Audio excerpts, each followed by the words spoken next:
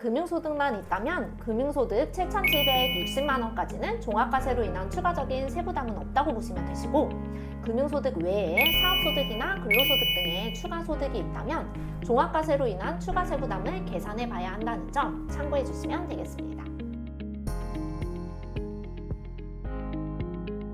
안녕하세요. 새내기 무형 진영 세무사입니다.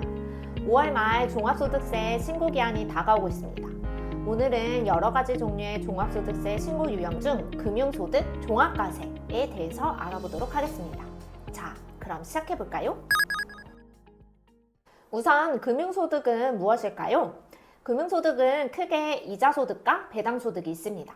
쉽게 말해 이자소득은 예금이나 적금 등으로 인한 이자를 생각하시면 되시고, 배당소득은 주식을 소유함에 따라 지급받는 배당금을 생각하시면 됩니다. 그렇다면 이러한 금융소득을 종합과세한다? 무슨 뜻일까요? 금융소득 종합과세를 이해하기 위해서는 우리나라 소득세법에서 규정하고 있는 소득의 종류와 과세 방법을 이해해야 합니다. 우리나라에는 여러 가지 종류의 소득에 대해서 세금을 징수하고 있습니다. 이 중 개인이 내는 세금은 소득세법에서 규정하고 있는데요. 우리나라 소득세법에서는 개인의 소득을 이자소득, 배당소득, 사업소득, 근로소득, 연금소득, 기타소득, 양도소득, 퇴직소득 이렇게 8가지의 소득으로 구분하여 규정하고 있습니다. 한편 소득세의 과세 방법은 크게 종합과세, 분류과세, 분리과세로 나눌 수 있는데요. 8가지 소득 중 양도소득과 퇴직소득은 분류과세로 다른 소득과 합산하지 않고 별도의 과세체계에 따라 과세를 하고 있고요. 나머지 6개 소득은 기본적으로 1년간 벌어들인 소득을 모두 합산하여 누진세율을 적용하는 종합과세로 과세하고 있습니다. 다만 6가지 소득 중 일부 소득에 대해서는 기간별로 합산하지 않고 소득이 지급될 때 소득세를 원천징수하여 과세를 종결하는 분리과세로 과세를 하고 있습니다. 따라서 이자소득과 배당소득, 즉 금융소득은 분리과세로 과세가 종결될 수도 있고 종합과세로 과세가 될 수도 있습니다. 금융소득은 그 종류에 따라 비과세 대상, 무조건 분리과세 대상, 무조건 종합과세 대상, 조건부 종합과세 대상으로 나눠볼 수 있습니다. 우선 비과세 대상으로 분류되는 금융소득은 소득세가 과세되지 않는 금융소득으로 분리과세도 종합과세도 적용되지 않습니다. 무조건 분리과세 대상인 금융소득은 소득세법에서 열거하고 있는데요. 이러한 분리과세 대상 소득은 원천징수로 납부가 종결되는 금융소득으로서 종합과세 대상이 아닙니다.